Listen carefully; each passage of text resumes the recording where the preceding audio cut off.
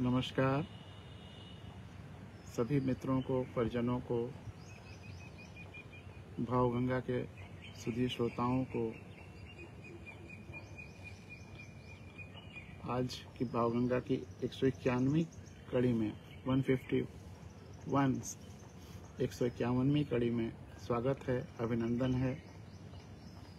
आज बहुत महत्वपूर्ण दिन है। 151वीं कड़ी बहुत महत्वपूर्ण दिन हो रही है। आज विश्व पर्यावरण दिवस है और हम सब पर्यावरण के एक अंग हैं। पर्यावरण की वजह से हम सब का एग्जिस्टेंस है। तो विश्व पर्यावरण दिवस पर आप सबको बधाइयाँ, शुभकामनाएं और ढेर सारी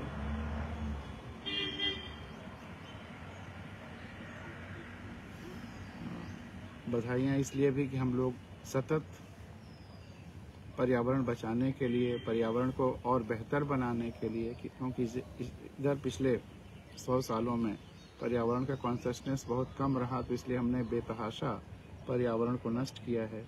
तो अब उसके रिकंस्ट्रक्शन के लिए काम करना है। तो पिछले वर्ष विश्व पर्यावरण दिवस पर जो संदेश हमने भेजा था उसके कुछ अंश पढ़ता हूँ, लेकिन मुख्य तो उसमें पर्यावरण दिवस पर धरती जानती है वो कविता है। उसको भी पिछली बार इसमें कहा था, लेकिन वो अभी 2 ही 3 अंक में पहले चर्चा हुई है। तो इसलिए विश्व पर्यावरण दिवस पर अब वो आज वो कविता तो नहीं पूरी सुनाऊंगा, उसका भाव तो आपके मन में है ही। हाँ, कुछ बातें पिछले आलेख के अनुसार। आज विश्व पर्यावरण और धरती दिवस पर आप सबको मंगल कामनाएं। धरती और पर्यावरण की देखभाल ही भविष्य का धर्म होने जा रहा है। कोरोना संकट भी उसी तरफ इशारा कर रहा है। तो एक कविता, 2 कविताएं मैंने पिछली बार विश्व पर्यावरण दिवस पर लिखी थी। एक वो लंबी कविता धरती जानती है, वो आज नहीं सुनाएंगे क्योंकि अभी जल्दी ही सुनाया था, लेकिन दोनों बहुत गहरी हैं, भावपूर्ण हैं और आज के दिन के लिए बहुत रेलेवेंट हैं। तो भविष्य का धर्म, ये भी कई बार सुना चुका हूँ, लेकिन बहुत महत्वपूर्ण है।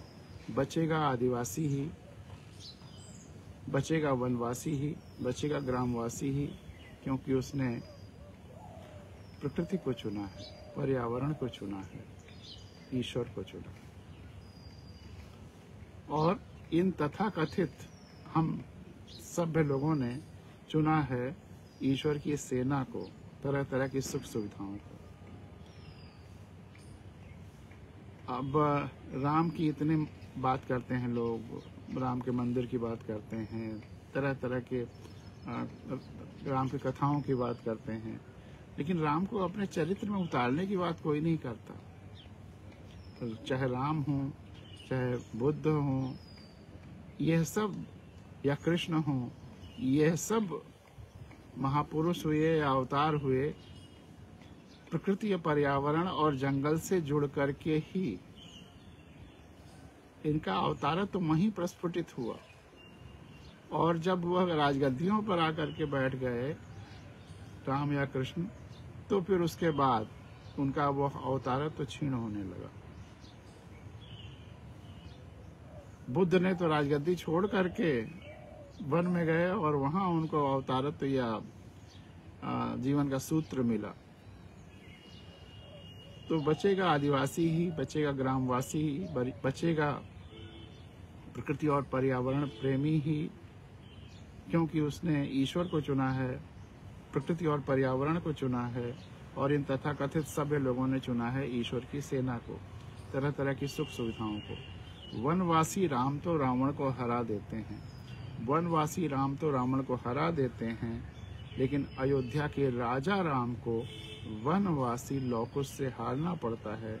निश्चय ही जीतेगा वन ही, और बचेगा वनवासी ही, और पर्यावरण संतुलन, सुरक्षा और सर्वव्यापी संवेदना ही होगा भविष्य का धर्म। और पर्यावरण की सुरक्षा और धरती को बचाना, यही होगा भविष्य का धर्म और सर्वव्यापी संवेदना। और पर्यावरण सुरक्षा और सर्वव्यापी संवेदना ही होगा भविष्य का धर्म।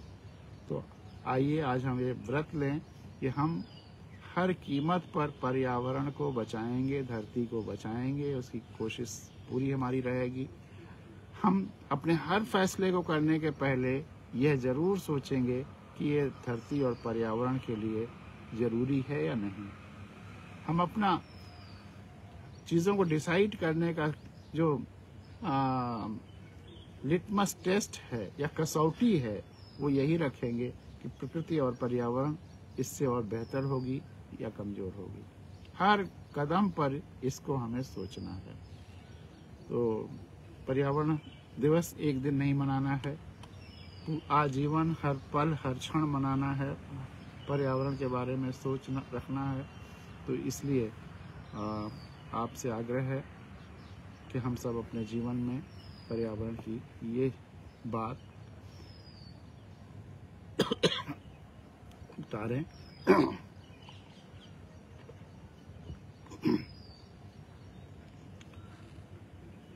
क्योंकि किसी के मंदिर मस्जिद या स्ट्रक्चर बनाने से कुछ नहीं होगा, पर्यावरण बचाने से होगा।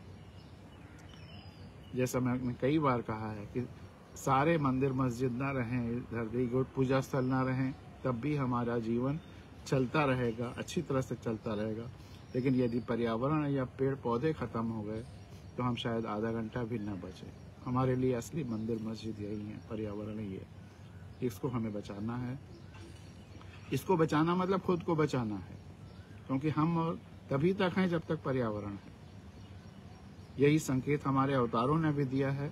हम अपने अवतारों को या महापुरुषों को उनके बताए रास्ते को अपनाएं, न कि उनको पूजा करके। वो पूजा चाहते ही नहीं, उनको पूजा करने से कुछ नहीं होगा, उनके लिए मंदिर या पूजा घर बनाने से कुछ नहीं होगा, उनके बताए रास्ते पर चलने से होगा। और हर एक पत्ती पूजा घर है, हर एक पत्ती प्रार्थना स्थल है, इसको पहचाने। देखिए चिड़िया आ गई भावंगा में, उसकी भूमिका शुरू हो गई।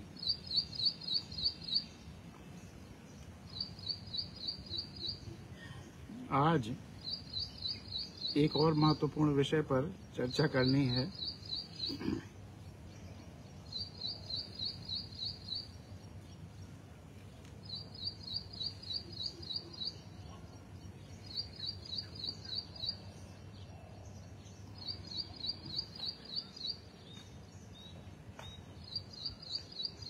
सुभाष चंद्र बोस और श्यामा प्रसाद मुखर्जी, इनके संबंधों पर इतिहास के आईने में। और जो हमारा राष्ट्रगान है, इसको आजाद हिंद फौज के लिए और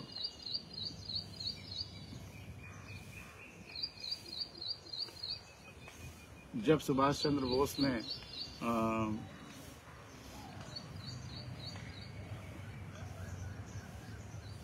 आजाद भारत का जो राष्ट्रगीत बनाया था, जिसको लहराया था, जब झंडा अंडमान में उस समय भी गाया गया था, और उनका वो राष्ट्रगीत था, वह भी आपको सुनाएंगे, जो हमारे फौज का प्रयाण गीत है। उसके संदर्भ में भी कुछ बातें करेंगे। तो सबसे पहले ये सुभाष चंद्र बोस और श्यामा प्रसाद मुखर्जी के संबंधों के बारे में। ये बहुत महत्वपूर्ण है, इतिहास के आईने में है। उसकी बहुत गलतफहमियां लोगों में पैदा की जा रही हैं, उन भ्रांतियों के निवारण के लिए भी बहुत ज़रूरी है। अगर हम बहुत सारे लोग गांधी वर्सेस सुभाष या गांधी वर्सेस या जवाहर वर्सेस सुभाष की बात करते हैं, कितनी बेबुनियाद है। सबकी भावनाएं बिल्कुल एक जैसी हैं, दोनों एक ही बात के लिए संघर्ष कर रहे थे और अंत तक दोनों की विचारधारा, तीनों की विचारधारा एक ही रही है। हाँ, तरीके अलग थे। सुभाष ज़्यादा थोड़ा इम्पेशेंट थे। वो कहते थे चाहे हमें हथियार उठाना पड़े, युद्ध करना पड़े, तब भी हमें आज़ादी जल्दी से जल्दी चाहिए। गांधी थोड़ा ज़्यादा पेशेंट थे कि नहीं, हम जनमानस को ऐसा तैयार कर लेंगे और भारत को तैयार कर लेंगे आज़ादी के लिए, और आज़ादी मिलकर रहेगी। लेकिन उद्देश्य एक ही थे, और तीनों का उद्देश्य था ऐसा भारत जिसमें सब लोग, सारे लोग मिलजुल करके रहें, कोई भेदभाव ना हो। उस भाव को राष्ट्रगीत में जो सुभाष चंद्र बोस ने जनगणमन के आधार पर ही था, धुन भी वही थी, तो वो बहुत महत्वपूर्ण है। मैं अंग्रेजी में एक राइटअप है हिस्ट्री बेस्ड, मैं उसको हिंदी में भी बताता चलूंगा। For quite some time now, there have been attempts by right-wing Hindu organizations to portray people like Subhash Chandra Bose and Sardar Patel in different lights to destroy the images of Jawaharlal Nehru and Mahatma Gandhi and legacy of Indian secularism. पिछले कुछ दिनों से कुछ दक्षिणपंथी Hindu organisations ने सुभाष चंद्र बोस और सरदार पटेल की इस तरह से इमेज बिल्ड करने की कोशिश की कि वो लोग जवाहरलाल नेहरू या गांधी के विरोधी थे, या उनके सेकुलरिज्म की जो आइडियोलॉजी है उसके विरोधी थे। Although they have mastered the art of rewriting false history, आजकल तमाम सारे भ्रम फैलाए जा रहे हैं और एक तरह से उनको मास्टरी हो गई है गलत इतिहास लिखने की। There are some things that cannot be changed, लेकिन जो सच्चाई है उसको चेंज नहीं किया जा सकता। There are some things which cannot be changed. One of them is the relationship Subhash Chandra Bose had with Hindu Mahasabha. Subhash Chandra Bose का हिंदू महासभा से जो रिश्ता था वो चेंज नहीं किया जा सकता है, वो एक फैक्ट है, सच्चाई है। कोई भी इतिहास की किताबों में या इतिहास में डॉक्यूमेंट्स में पढ़ सकता है, जान सकता है, समझ सकता है। बोस की writings, throughout Bose writings and speeches he referred to Congress Hindus as the nationalist Hindus and the likes of Hindu Mahasabha as communal. Subhash Chandra Bose ने अपने स्पीचेस में, राइटिंग्स में, हर जगह जो कांग्रेस के हिंदूज थे, कांग्रेस उस समय फ्रीडम स्ट्रगल से जुड़े हुए जितने लोग थे सबका कंबाइंड नाम था एक तरह से, वो नेशनलिस्ट हिंदूज कहा उनको, and likes of Hindu Mahasabha as communal, और हिंदू महासभा के हिंदूज को कम्युनल कहा, and every time equated them with the Muslim League. जो हिंदू महासभा को उन्होंने हमेशा मुस्लिम लीग के कंपैरिजन में रखा, या उसी के पैटर्न पे रखा, या उन्हीं के पैरेलल में रखा, उनको उनके बराबर से ही समझा। In fact, it was during presidency of Subhash Chandra Bose that the Congress banned the dual membership of Congress and Mahasabha. Subhash Chandra Bose को केवल इतना ही याद करते हैं कि त्रिपुरी कांग्रेस में अधिवेशन में जब वो इलेक्ट हुए और महात्मा गांधी ने कहा ये मेरी हार है, मैया की हार नहीं है, तो सुभाष ने इस्तीफा दे दिया। लेकिन ऐसा नहीं है कि सुभाष चंद्र बोस कांग्रेस अध्यक्ष रहे नहीं। मैंने पिछली बार ही बताया था, एक साल हरिहरा या हरिपुरा कांग्रेस में उनकी इन एब्सेंसिया कांग्रेस अध्यक्ष सुभाष को चुना गया, और गांधी ने खुशी खुशी उनको तार दे करके उस समय जर्मनी में थे बुलाया, और उन्होंने, सुभाष चंद्र बोस ने, पहले किसी ने ऐसा नहीं किया था, उसके पहले कोई व्यक्ति हिंदू कांग्रेस और हिंदू महासभा दोनों का मेंबर हो सकता है। सुभाष चंद्र बोस ने बैन कर दिया कि जो कांग्रेस का मेंबर होगा वो हिंदू महासभा का नहीं हो सकता है, या जो हिंदू महासभा का मेंबर है वो कांग्रेस का मेंबर नहीं हो सकता। ये डुअल मेंबरशिप खत्म कर दी। It was during the presidency of Subhash Chandra Bose that the Congress banned the dual membership of Congress and Mahasabha. Bose wrote editorial in his Forward Block Weekly on May 4, 1940. 1940 के मई 4 के editorial में forward block एक अखबार निकालते थे सुभाष बोस। उसमें लिखा है, under the title of Congress and communal organisations, Congress and communal organisations, एक आर्टिकल लिखी जिसमें उन्होंने लिखा है, that was a long time ago, he wrote, when prominent leaders of the Congress could be members of communal organizations like Hindu Mahasabha and Muslim League. बहुत पहले ये prominent leaders of Congress दोनों के मेंबर हो सकते थे, चाहे हिंदू महासभा के या मुस्लिम लीग के. But in recent times the circumstances have changed. लेकिन अब समय बदल रहा है, बदल गया है. These communal organizations have become more communal than before. ये communal organizations कितनी गहरी बातें सुभाष महसूस करते हैं और लिखते हैं. These communal organizations have become more communal than before. पहले जितनी communal थी अब उससे ज्यादा communal होती जा रही हैं. ये लिख रहे हैं 1940 में. आज कितनी बात आगे बढ़ गई होगी, कितना एक्सेलरेशन हो गया होगा. That was a long time ago, he wrote, when prominent leaders of the Congress could be members of communal organizations like Hindu Mahasabha and Muslim League. But in recent times, the circumstances have changed. Circumstances बदल गए हैं. These communal organizations have become more communal than before. As a reaction to this, the Indian National Congress has put into its constitution a clause to the effect that no member of a communal organization like Hindu Mahasabha and Muslim League can be member of an elective committee of Congress. Thus, in Bose's estimation, Hindu Mahasabha was communal and to be placed in the same basket as Muslim League. इस प्रकार से सुभाष चंद्र बोस के नज़रों में और उनके estimation के अनुसार, उनके आकलन के अनुसार हिंदू महासभा उतनी ही कम्युनल थी जितना कि मुस्लिम लीग, और दोनों के एक ही बास्केट में, एक ही प्लेस पर उन्होंने रखा. Indeed, he mentioned Hindu Mahasabha before Muslim League every time he referred to Congress communal organizations. लेकिन communal organizations की जब भी उन्होंने बात की, हिंदू महासभा को पहले रखा और मुस्लिम लीग को बाद में.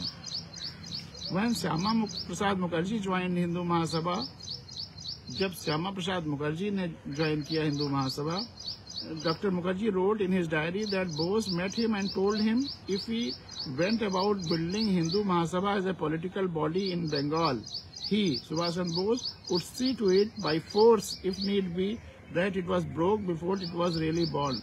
श्यामा प्रसाद मुखर्जी ने अपनी डायरी में लिखा है, उन्होंने जब श्यामा प्रसाद मुखर्जी ने हिंदू महासभा ज्वाइन किया, उसके बाद उन्होंने अपनी डायरी में लिखा है कि सुभाष बोस ने श्यामा प्रसाद मुखर्जी से कहा कि अगर आप हिंदू महासभा को एक पॉलिटिकल बॉडी बनाना चाहेंगे, राजनीतिक या व्यवस्था की बॉडी बनाने के लिए एक दल बनाना चाहेंगे, बॉडी बनाना चाहेंगे, ऑर्गेनाइजेशन बनाना चाहेंगे, तो Subhash would see to it, वो इसको देख लेंगे या इसको इंश्योर करेंगे by force if not be, अगर जरूरत पड़ी तो फोर्स की शक्ति का प्रयोग करते हुए भी, that it was broke before it was really born, कि यह ऐसा ऑर्गेनाइजेशन अगर जन्म लेने के पहले ही खत्म हो जाए. ये सुभाष बोस ने कहा था. Later Bose came through on his words, बाद में सुभाष बोस अपने शब्दों के सच्चे साबित हुए. That he was not adverse to using force and intimidation to put Mahasabha down. शक्ति का प्रदर्शन और शक्ति का प्रयोग करके महासभा को नीचे करने के लिए, उनको डाउन करने के लिए कोई उन्होंने कभी कोताही नहीं बरती. In the words of Balraj Madhok, a leader of Mahasabha at that time, Balraj Madhok जो उस समय महासभा के लीडर थे, उन्होंने कहा, उनके शब्दों में, Subhash Chandra Bose with the help of his supporters decided to intimidate the Mahasabha by use of force. उन्होंने वो ये बात कही कि सुभाष चंद्र बोस ने अपने जो फॉलोअर्स और सपोर्टर्स थे, उनके सहयोग से महासभा के मीटिंग्स को या उनके लोगों को डराने, धमकाने या उसको रोकने में कोई संकोच नहीं किया, ऐसा किया. His men would break up Mahasabha meetings, उनके लोग आकर के महासभा की मीटिंग्स को डिस्टर्ब कर देते थे, खत्म कर देते थे.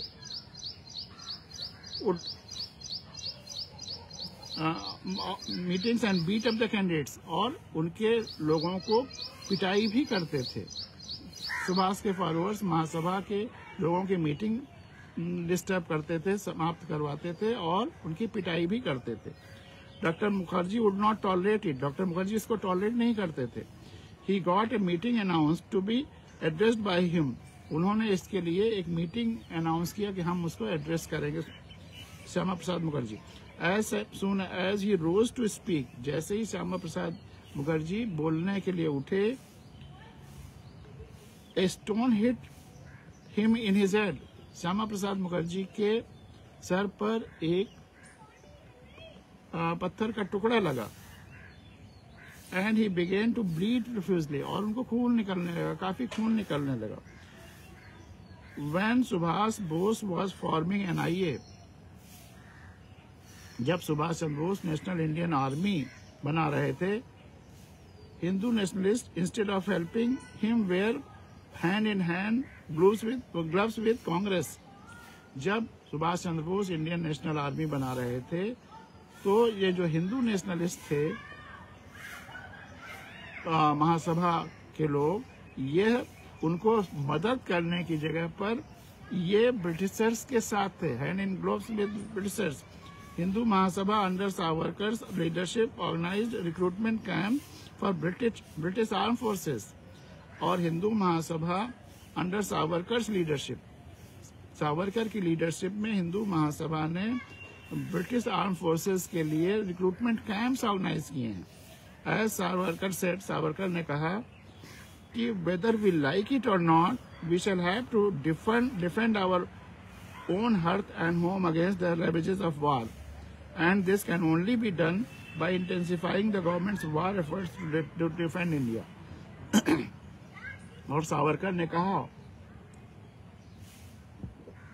कि whether we like it or not, हम इसको पसंद करें या नहीं, we shall have to defend our hearth and home, हमको अपना घर बचाना होगा अगेंस्ट रेवेजेस ऑफ वार, जो द्वितीय विश्व युद्ध हो रहा है, उस वार के विभीषिका से अपने घर को बचाना होगा, अपने देश को बचाना होगा।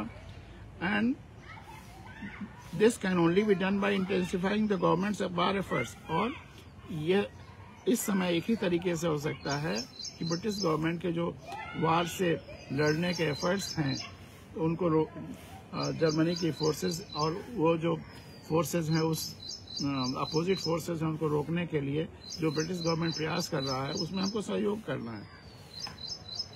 This can only be done by intensifying, सरकार की जो एफर्ट्स हैं उसको और इंटेंसिफाई करके और तेज करके किया जा सकता है।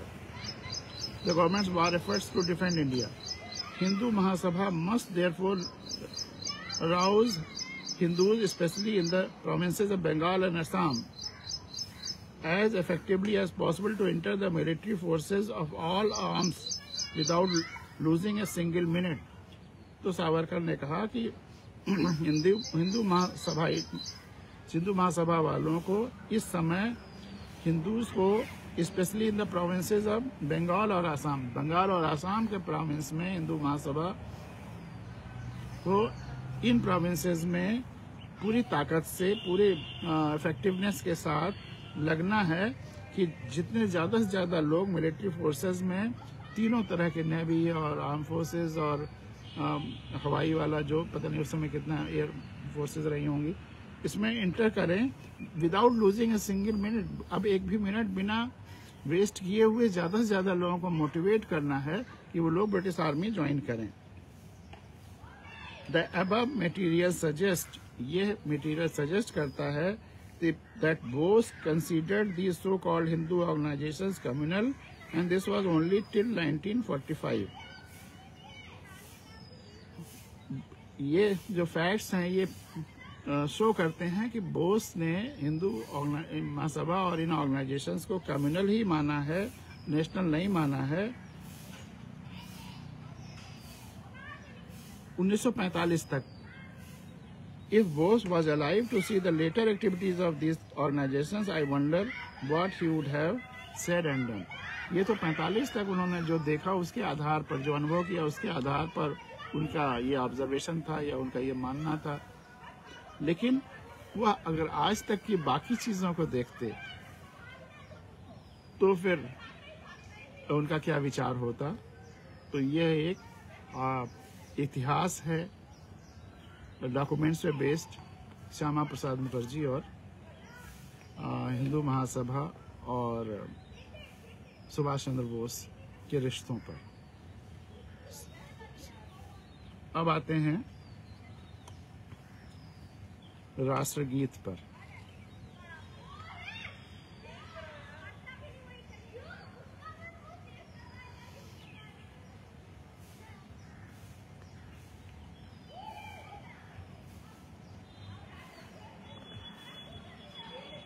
जब आजाद हिंद सरकार सुभाष चंद्र बोस ने बनाई तो उसका जो राष्ट्रीय गान बना वह जनगण मन पर आधारित था, लेकिन सुभाष बोस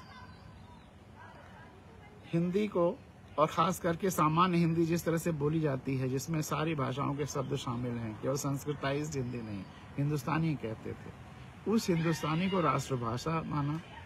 क्योंकि राष्ट्र जब आज़ाद हिंद सरकार बनी, आज़ाद हिंद एक देश बना, उसका उन्होंने टेरिटरी भी अंडमान निकोबार सबसे पहले जापान ने उनको दिया और वहीं पर उसका झंडा फहराया गया।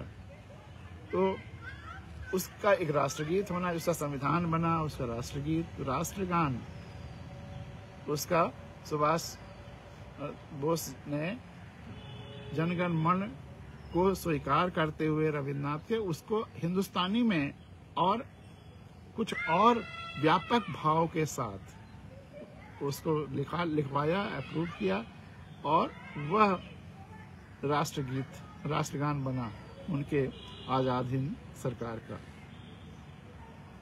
और आज भी सेना में जब प्रयाण होता है तो प्रयाण गीत के रूप में ये राष्ट्रगीत गाया जाता है। आप नेट पे अगर ढूंढिएगा तो आजाद हिंद सरकार आजाद हिंद सरकार का राष्ट्रगान धुन में गाते हुए बहुत अच्छा लगता है। और कितने सिंपल शब्द हैं, क्योंकि आज जो राष्ट्रगान हम जिन शब्दों को गा रहे हैं वह सब नहीं समझ पाते, छोटा बच्चा नहीं समझता, समझाना पड़ेगा, लेकिन यह हर बच्चा, हर व्यक्ति समझ लेगा। तो शुभ सुख चैन की बरखा बरसे, शुभ सुख चैन की बरखा बरसे, भारत भाग्य है जागा। शुभ सुख चैन की बरखा बरसे, भारत भाग्य है जागा। पंजाब सिंध गुजरात मराठा, द्राविड़ उत्कल बंगा। शुभ सुख चैन की बरखा बरसे, भारत भाग्य है जागा। पंजाब सिंध गुजरात मराठा, द्राविड़ उत्कल बंगा। चंचल सागर विंध्य हिमालय, नीला जमुना गंगा। चंचल सागर विंध्य हिमालय, नीला जमुना गंगा। तेरे नित्य गुण गाएं, तेरे नित्य गुण गाएं, तुझसे जीवन पाएं, हर तन पाए आशा। कितना प्यारा, हर तन पाए आशा। सूरज बनकर जग पर चमके, सूरज बनकर जग पर चमके, भारत नाम सुभागा। सौभाग्यशाली सूरज बनकर जग पर चमके, भारत नाम सुभागा। जय हो जय हो जय हो, जय जय जय हो, जय जय जय जय हो। भाव जनगण मन का है, संगीत भी जनगण मन का है, उसी संगीत में ढाला है शब्द हिंदुस्तानी हो गए हैं और कुछ और व्यापक अर्थ दे दिए गए हैं। शुभ सुख चैन की बरखा बरसे, भारत भाग्य है जागा। पंजाब सिंध गुजरात मराठा, द्राविड़ उत्कल बंगा। चंचल सागर विंध्य हिमालय, नीला जमुना गंगा। तेरे नित्य गुण गाएं, तुझसे जीवन पाएं, हर तन पाए आशा। बिना किसी भेदभाव के हर तन पाए आशा। सूरज बनकर जग पर चमके, भारत नाम सुभागा। जय हो जय हो जय हो, जय जय जय जय हो। रोमांच तो हमारे राष्ट्रगान में है ही, उस धुन में है, रविन्द्रनाथ टैगोर के शब्दों में भी है, और इसमें भी और ज्यादा रोमांच हो जाता है। इसमें सुभाष की महक भी आ जाती है, सुभाष के भावों की चमक आ जाती है, वो तेज आ जाता है। सबके दिल में प्रीत बसाए, सबके दिल में प्रीत बसाए, तेरी मीठी वाणी। सबके दिल में प्रीत बसाए, तेरी मीठी वाणी। हर सूबे के रहने वाले, क्या बात है, हर सूबे के रहने वाले, हर मजहब के प्राणी। अब आप सोच सकते हैं कि हिंदू महासभा और मुस्लिम लीग से क्यों सुभाष अलग थे, कम्युनल फोर्सेस से एकदम बीज से ही उनको अलग अपने रखना चाहते थे। नेशनलिस्ट मूवमेंट में या देश की व्यवस्था में उसका जरा भी एंट्री नहीं चाहते थे। खुशी की बात है कि हमारा जो संविधान है वो सुभाष की आइडियोलॉजी पे ही है। सबके दिल में प्रीत बसाए, तेरी मीठी वाणी।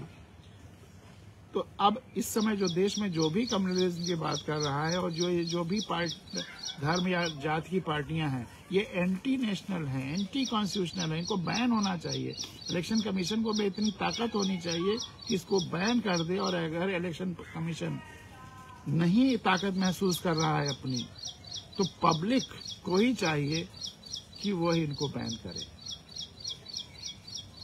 सबके दिल में, और जो जीवन के मुख्य मुद्दे हैं, पर्यावरण, शिक्षा, स्वास्थ्य, संसाधन, खुशहाली के लिए, अमन चैन, उसकी तरफ ध्यान दिया जाए। सबके दिल में प्रीत बसाए, रोजगार, सबको रोजगार, हर रात को काम मिले और अच्छा काम मिले। सबके दिल, सबकी, और संवेदना, कोई भूखो न मरे। न्याय इस देश में गायब ही हो गया है। इतना अगर 3-4 जनरेशन न्याय पाने में लग गई है, इतना देर हुआ न्याय में, तो वो न्याय फिर न्याय नहीं रह जाता है। सबके दिल में प्रीत बसाए, तेरी मीठी वाणी। हर सूबे के रहने वाले, हर मजहब के प्राणी। सब भेद और फर्क मिटा के, सब भेद और फर्क मिटा के, सब गोद में तेरी आके, भारत माँ की गोद में, सब भेद और फर्क मिटा के, सब गोद में तेरी आके, गूंथे प्रेम की माला। क्या बात है, इससे अच्छा राष्ट्रगान कहाँ हो सकता है। सब भेद और फर्क मिटा के, सब गोद में तेरी आके, गूंथे प्रेम की माला। सूरज बनकर जग पर चमके, सूरज बनकर जग पर चमके, भारत नाम सुभागा। जय हो जय हो जय हो, जय जय जय जय हो। शुभ सवेरे पंख पखेरे, जैसे ये देखो पखेरे जो हैं, पखेरे पखेरू चिड़िया लगातार बोल रही है, सुन रही है, गदगद हो रही है, सुना रही है, खुशी से झूम रही है। इसको समय पता है। शुभ सवेरे पंख पखेरे, ये भी आजाद हिंद सरकार के और सुभाष बोस द्वारा ये बनवाए गए इस राष्ट्रगान को सुन करके गदगद है, आनंदित है। उसमें अपनी म्यूजिक दे रही है, अपना शब्द दे रही है, और उसी समय बोल रही है जब ये शुभ सवेरे पंख पखेरे सुना रहा हूँ। शुभ सवेरे पंख पखेरे, तेरे ही गुण गाएं।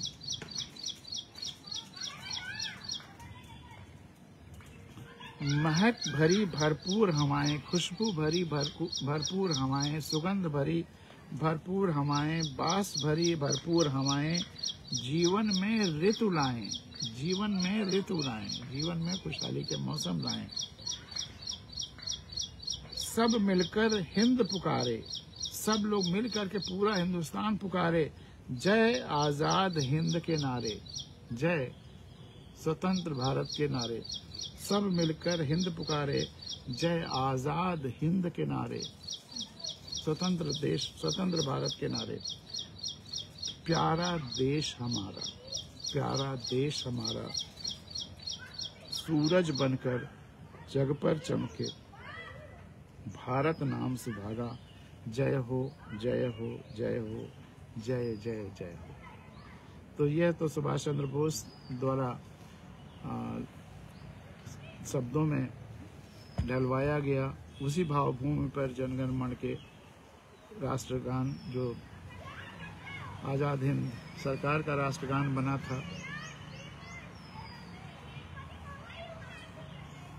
अगर आप विचार करें, क्या आपको नहीं लगता कि भारत का राष्ट्रगान यही होना चाहिए था, जो रविन्द्रनाथ टैगोर के सोच, उनकी विराटता और उनके संगीत वही रहे, लेकिन उसमें सुभाष बोस का राष्ट्र प्रेम, समर्पण, निष्ठा, जीवंतता, सजीवता, निर्भीकता और संपूर्ण धरती को शामिल करते हुए आजादी के बीज को पूरी धरती के शक्ति के साथ देश की आजादी और खुशहाली के लिए समर्पण, ये सारी चीजें शामिल करता हुआ ये राष्ट्रगान के ये शब्द अगर भारत के राष्ट्रगान में चेंज कर लिए जाएं, और ये संविधान में राष्ट्रगान का आदर होना चाहिए, ये तो है, लेकिन राष्ट्रगान क्या होगा, यह केवल एक निर्णय था, यह निर्णय बदला जा सकता है। तो अगर आप महसूस करते हो कि ये राष्ट्रगान के ये शब्द हों, संगीत वही हो, तो आप अपनी राय हमें जरूर बताइएगा। इसके लिए प्रयास किया जा सकता है। भुवनेश्वर जी ने लिखा है, भारत वाह सूरज बनकर जग पर चमके, भारत नाम सुभागा, सबके दिल में प्रीत बसाए तेरी मीठी वाणी, सब भेद और फर्क मिटाकर यही भाव, तो आपके भाव गंगा का भी रहता है। तो सुभाष जी होते तो शायद भाव गंगा रोज सुनते और बहुत प्रसन्न होते, इसमें कोई शक नहीं है। तो सुभाष जी को प्रणाम करता हुआ, उनके जिजीविषा, राष्ट्रवाद, राष्ट्र के सच्चे समर्पण, 100% प्योर पर्सनालिटी को नमन करते हुए और उनकी इस राष्ट्रगान को पूरे देश का राष्ट्रगान होने का हक है, तो वो हक मिले, इसके लिए हम लोगों को कोशिश करनी चाहिए, माहौल बनाना चाहिए। और इसी के साथ अब आगे बढ़ते हैं, एक आध आर्टिकल्स और पढ़ना चाहेंगे। पर्यावरण के संदर्भ में, आज पर्यावरण दिवस है, तो उसकी संवैधानिक स्थिति क्या है वो भी आप जान लीजिए। संविधान में दो तरह के कर्तव्य हैं। एक आपको पता ही होगा, एक व्यक्तियों के, नागरिकों के जो कर्तव्य हैं, और एक सरकारों के जो कर्तव्य हैं। जो नागरिकों के कर्तव्य हैं उनको तो मूल कर्तव्य कहा जाता है, फंडामेंटल ड्यूटीज। और जो सरकारों के कर्तव्य हैं, तीनों स्तर के, केंद्र सरकार, राज्य सरकार और स्थानीय सरकारें जैसे नगर निकाय और गांव पंचायतें, इनके भी कर्तव्य हैं। और उनके कर्तव्यों को कहा गया है directive principles of state policy, या राज्यों के नीति निर्देशक तत्व। उनको कैसे नीतियां बनानी है, कैसे काम करना है, वो उसमें गिनाए गए हैं। तो दोनों के लिए कर्तव्य जो गिनाए गए हैं, उसमें पर्यावरण बहुत महत्वपूर्ण है। फंडामेंटल ड्यूटीज में है कि भारत के प्रत्येक नागरिक का यह कर्तव्य होगा कि पर्यावरण दिवस मनाना खैर एक दिन की बात है, लेकिन हम 365 दिन पर्यावरण के लिए समर्पित रहें और हर फैसले पर्यावरण के कॉन्टेक्स्ट में ही लें, उसकी खुशहाली के लिए लें। ये हमारा संविधान हमें ड्यूटी देता है। कि भारत के प्रत्येक नागरिक का यह कर्तव्य होगा कि भारत के प्रत्येक नागरिक का यह कर्तव्य होगा कि वो प्राकृतिक पर्यावरण की, जिसके अंतर्गत वन, झील, नदी और वन्य जीव भी हैं, प्राकृतिक पर्यावरण की जिसके अंतर्गत ये वायुमंडल तो है ही, वन, झील, नदी और वन्य जीव भी हैं, रक्षा करे और उनका संवर्धन करे तथा प्राणी मात्र के प्रति दया भाव रखे। इस धरती पर, इस पर्यावरण में, इस इकोलॉजी में जितने जीव जंतु प्राणी मात्र हैं उनके प्रति दया भाव रखे, ये हमारा संविधान हमको कहता है। और अगर हम ऐसा नहीं करते हैं, प्रत्येक नागरिक को ऐसा करना है, जो नहीं कर रहा है वो इस देश का नागरिक ही है नहीं है।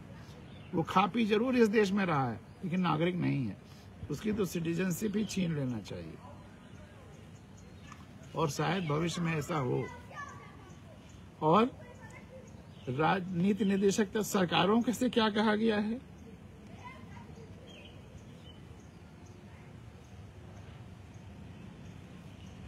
आर्टिकल 48A, सरकारों का यह कर्तव्य होगा पर्यावरण का संरक्षण और संवर्धन। पर्यावरण का केवल संरक्षण ही नहीं, उसको बेहतर बनाना, अगर खराब हो गया है तो उसको और बेहतर बनाना, पोल्यूशन लेवल्स को और कम करना, पोल्यूशन लेवल अगर बहुत ज्यादा हो गया, पर्यावरण का संरक्षण और संवर्धन तथा वन्य तथा वन जीवों की रक्षा, ये टाइटल है। और उसमें टेक्स्ट नीचे 2 लाइन का है कि राज्य तीनों तरह के देश के पर्यावरण के संरक्षण तथा संवर्धन का और वन तथा वन्य जीवों की रक्षा करने का प्रयास करेगा। राज्यों को, जो जिनका संबंध देश से है वो देश में, जिसका प्रदेश में प्रदेश में, या जो छोटी इकाइयां हैं छोटी इकाई में, देश के राज्य, उनके लिए राज्य कहा गया है। देश के पर्यावरण के, देश का या देश के जिस हिस्से में भी हैं वहां के पर्यावरण के संरक्षण तथा संवर्धन का और वन्य तथा वन्य जीवों की रक्षा करने का प्रयास करेगा। वो ये पूछ सकता है कि देश के पर्यावरण क्यों कह दिया गया? अगर कोई गांव सभा है तो देश के पर्यावरण की कैसे रक्षा करेगी? पर्यावरण टुकड़ों में नहीं बटा है।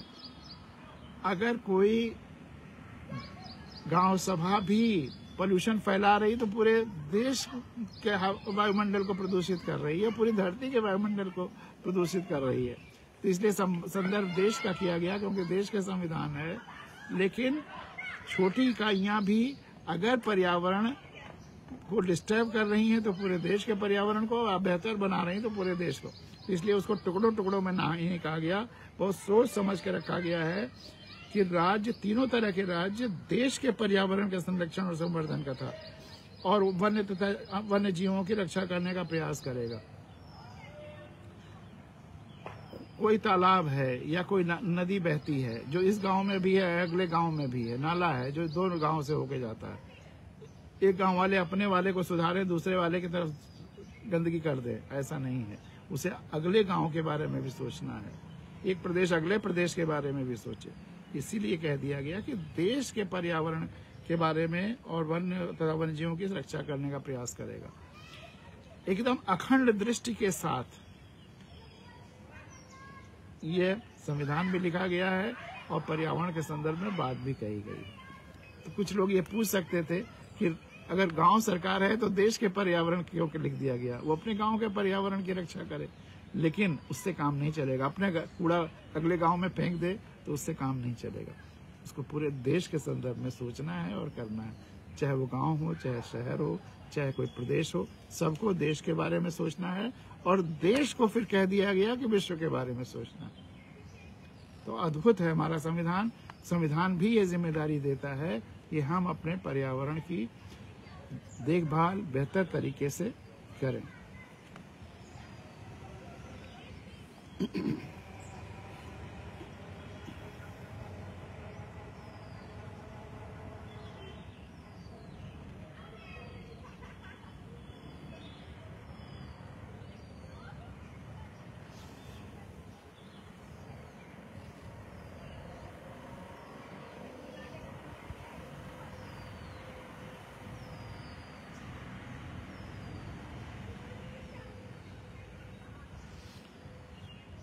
भुवनेश्वर जी ने 150वीं भावगंगा पर कुछ प्रतिक्रियाएं जो मिली हैं वो भी आपके सामने रख देता हूँ।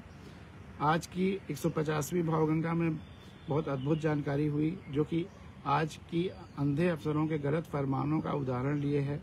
उस पंडित जी और गौमांस की घटना के सही सारांश को समझे बिना पढ़े आपका तबादला हो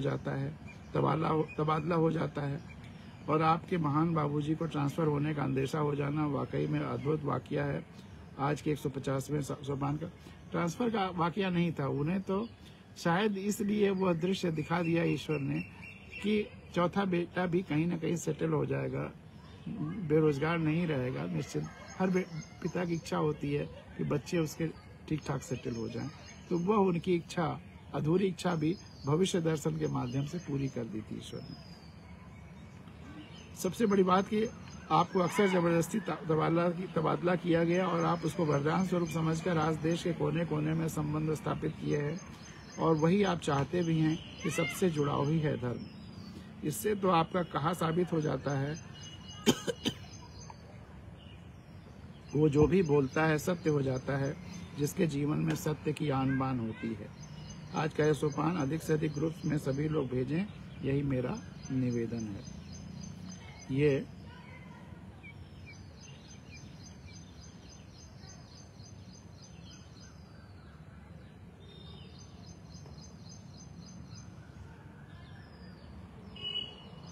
और ये आशुतोष जी का है प्रतिक्रिया। शानदार 150 अंकों के सफल निष्पादन पर पुनः बधाई सर। आज के पूरे कार्यक्रम के दौरान चिड़िया का चहचहाना बाकी दिनों की अपेक्षा कुछ ज्यादा ही मन को छू गया, मानो वह कह रही हो कि इस भावगंगा के प्रवाह में वो भी सतत सम्मिलित रहती है। श्रद्धेय शारदा जी और भाई आशुतोष के एक एक शब्द से सहमत होते हुए, ये आशुतोष जी का नहीं है, ये रजनीश जी का है, सॉरी। एक एक शब्द से सहमत होते हुए मैं यही कहना चाहूँगा कि आप जो कर रहे हैं वो कोई सरल साधना नहीं है। पारिवारिक चिंता और कर्तव्य निर्वाह के कारण देर रात्रि सोने के बाद भी सुबह लगभग समय पर ही आज का अंक हम तक पहुँचाया और कितने सहज भाव से आधे घंटे की देरी को भी तवज्जो दी। यह आपके सरल और पारदर्शी व्यक्तित्व को परिभाषित करता है।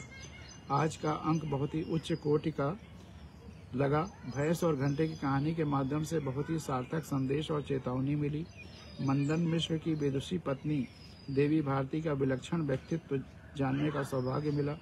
मुट्ठी में गोश्त जैसे उच्च कोट की प्रासंगिक कहानी की वजह से आपको प्रताड़ित किया जाना उच्च पदों पर बैठे तथा कथित जिम्मेदार लोगों की कुंठित मानसिकता और उनकी भेड़ चाल को दर्शाता है।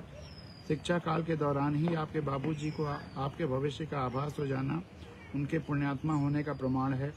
ऐसे सादगी पूर्ण विलक्षण व्यक्तित्व को श्रद्धा सुमन अर्पित करते हुए मैं अपने आज के विचारों को विराम देता हूँ। धन्यवाद रजनीश जी।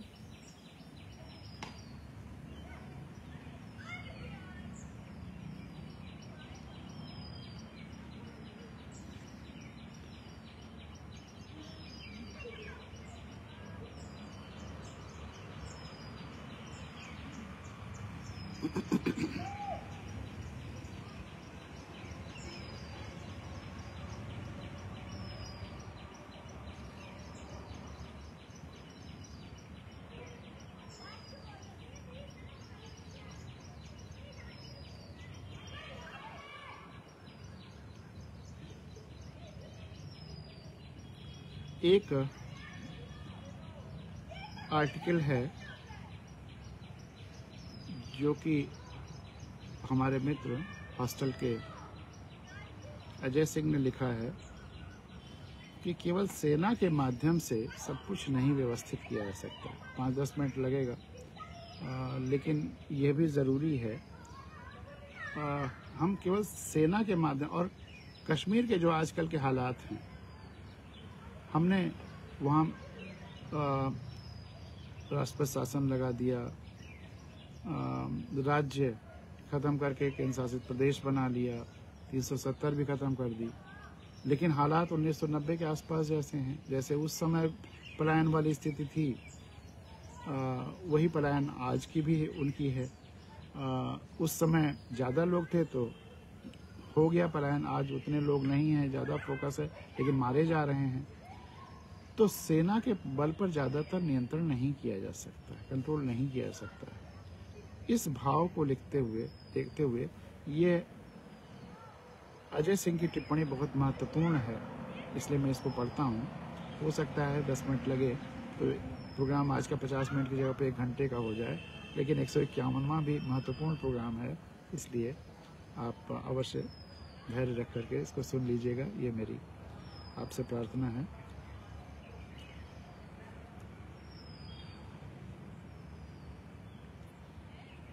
देश का कोई कोना ऐसा नहीं जो हमारी फौज के कब्जे में न हो, लेकिन मार्शल सर्गेई एक्रेमियेव 1986 में सोवियत पोलित ब्यूरो को रिपोर्ट दे रहे थे। मार्शल सर्गेई एक्रेमियेव 1986 में सोवियत पोलित ब्यूरो को रिपोर्ट दे रहे थे, जिसमें उन्होंने कहा कि देश का कोई कोना ऐसा नहीं जो हमारे फौज के कब्जे में न हो, लेकिन इसके बावजूद ज्यादातर जगहें विद्रोहियों के कंट्रोल में हैं। रियलिटी का क्या सटीक बयान हो रहा है कि देश का कोई कोना ऐसा नहीं जो हमारी फौज के कब्जे में न हो, लेकिन इसके बावजूद कोई जगहें विद्रोही ऐसी नहीं हैं, इसके बावजूद ज्यादातर जगहें विद्रोहियों के कंट्रोल में हैं। सोवियत लीडरशिप ने इस मीटिंग के बाद अफगानिस्तान से अपनी फौज को वापस बुलाने का निर्णय किया। सुपर पावर एक आदिम इलाके के बाशिंदों से हार चुकी थी। सुपर पावर एक आदिम इलाके के बाशिंदों से हार चुकी थी। दरअसल किसी हॉस्टाइल इलाके में जहां लोग विरोध कर रहे हों या लोग उस तरह से न जुड़े हों या लोगों को हमने नाखुश कर रखा हो, दरअसल किसी हॉस्टाइल इलाके में काउंटर इमरजेंसी ऑपरेशन के दौरान सेना की संख्यात्मक ताकत दुश्मन से 10 गुनी होनी चाहिए। जितनी वहां के लोग हैं उससे 10 गुनी ताकत जब आप सेना करेंगे तभी आप कंट्रोल कर पाएंगे। इसलिए कि अधिकतर सेना तो अपने स्थिर ठिकानों की सुरक्षा में लगी हुई होती है। आतंकी को उसकी बस एक चूक चाहिए। आतंक फैलाने के लिए उसे कोई हल्की सुरक्षा वाले लक्ष्य जरूरत है। आतंक फैलाने के लिए उसे कोई हल्की सुरक्षा वाले लक्ष्य की जरूरत है। हर दिन कहीं न कहीं कोई न कोई आदमी, नेता या भवन उसे उड़ाने को ही मिल ही जाता है। यह ब्रिटिश, सोवियत और अमेरिकी फौजों से लड़ने वाले अफगानी हों, इटली से लड़ने वाले लीबियन हों, फ्रांस से लड़ने वाले अल्जीरियन हों, वियतनामी हों या फिर भारत में कश्मीर से लड़ रहे आतंकी। लेकिन एक फर्क है, अमेरिका, ब्रिटेन, सोवियत, फ्रेंच और इटालियन दूसरे देश पर अपनी कॉलोनी बनाने गए थे। लेकिन एक फर्क है, अमेरिका, ब्रिटेन, सोवियत, फ्रेंच और इटालियन दूसरे देश पर अपनी कॉलोनी बनाने गए थे। उनके पास इरादा त्याग देने और वापस लौट आने का विकल्प था। उनके पास इरादा त्याग देने और वापस लौट आने का विकल्प था, जिसे उन्होंने इस्तेमाल किया। उस देश को अपने हाल पर छोड़कर घर लौट आए, जिसका उन्होंने इस्तेमाल किया और उस देश को अपने हाल पर छोड़कर अपने घर लौट आए। कश्मीर में भारत के पास वह विकल्प नहीं है। वह सेना को अनंत काल तक झोंके रहने से ऊबकर लौट नहीं सकता। सेना, अर्थव्यवस्था और देश की छवि कश्मीर में लहूलुहान होती रहेगी। सेना, अर्थव्यवस्था और देश की छवि कश्मीर में लहूलुहान होती रहेगी जब तक ये आम कश्मीरी खुद को भारत मानकर भारत की ओर से खड़ा न हो, वो भारत का झंडा उठाकर चल न रहा हो, वो 370 की शर्त के साथ या उसके बगैर भारत के संविधान के तहत जीने को तैयार न हो। तो जब तक ये आम कश्मीरी खुद को भारत मानकर भारत की ओर से खड़ा न हो, वो भारत का झंडा उठाकर चल न रहा हो, वो 370 की शर्त के साथ या उसके बगैर भारत के संविधान को तहत जीने को तैयार न हो, और जब तक 1948 और 1965 की तरह पाकिस्तानी घुसपैठियों को चिन्हांकित कर आपकी फौज को खबर न करे, यह लड़ाई जीती नहीं जा सकती। और जब तक 1948 और 1965 की तरह पाकिस्तानी घुसपैठियों को चिन्हांकित कर आपकी फौज को खबर न करे, हमारी फौज को खबर न करे, यह लड़ाई जीती नहीं जा सकती। आम कश्मीरी के समर्थन के बगैर पाकिस्तान की सेंचुरी से आए आतंकियों को गलियों में लहू बहाने से रोकना संभव नहीं है। तो क्या मौजूदा सालों में हमारी सरकार के कदम ऐसे भरोसे के हालात बनाने की दिशा में हुए हैं? तो क्या मौजूदा सालों में हमारी सरकार के कदम ऐसे भरोसे के हालात को बनाने की दिशा में हो रहे हैं? ये सवाल खुद से पूछिए। आप सरकार के समर्थक हों या विरोधी, किसी के भी धर्म को हों या पार्टी से, लेकिन इस सवाल को पूछिए कि क्या मौजूदा सालों में हमारी सरकार के कदम ऐसे भरोसे के हालात को बनाने की दिशा में रहे हैं? इस सवाल के उत्तर में आपके दिल से निकली हाँ या ना ही भारत की मौजूदा कश्मीर नीति को पास या फेल बता देगी। इस सवाल के उत्तर में आपके दिल से निकली हुई हाँ या ना ही भारत की मौजूदा कश्मीर नीति, इस सवाल के उत्तर में आपके दिल से निकली हाँ या ना ही भारत की मौजूदा कश्मीर नीति को पास या फेल बता देगी। और तब आप पाएंगे कि हमारी नीति जलती लकड़ी छुआने और फिर घाव पर नमक मलने की रही है। और तब आप पाएंगे कि हमारी नीति जलती लकड़ी छुआने और फिर घाव पर नमक मलने की रही है। हमारा सोशल मीडिया, मेनस्ट्रीम मीडिया, अखबार, प्रवक्ता सभी कश्मीरियों को एक ही नज़र से देखते हैं, गद्दार, देशद्रोही, पाकिस्तानी और मुसलमान। हमारी सोशल मीडिया, मेनस्ट्रीम मीडिया, अखबार, प्रवक्ता सभी कश्मीरियों को एक ही नज़र से देखते हैं, गद्दार, देशद्रोही, पाकिस्तानी और मुसलमान। और इसीलिए पाकिस्तान पालित टेररिस्ट हिंदुओं को फिर टारगेट कर रहे हैं। और इसीलिए पाकिस्तान पालित टेररिस्ट हिंदुओं को फिर टारगेट कर रहे हैं। घटनाएं ठीक 1990 की तरह होती हुई लगती हैं। वही सेना, अर्धसैनिक बल, वही राष्ट्रपति शासन और उसी दादागिरी वाली सरकार के राज में हिंदुओं को फिर से होता पलायन। अब यह चलन में है, तो इसलिए अजय ने भी यही लिखा। लेकिन राज सरकार का नहीं होता है, राज संविधान के बाद लोगों का है, भारत के लोगों का है। सरकार हमारी ही है और इसलिए राज हमेशा सरकार का नहीं, जनता का ही होता। तो हम भारत के लोगों की, जनता का राज्य है। खैर, कॉमन पैलेंस में चल रहा है तो समझने के लिए उस बात तो समझ में आती ही है। और उसी दादागिरी वाली सरकार के राज में हिंदुओं को फिर से होता पलायन।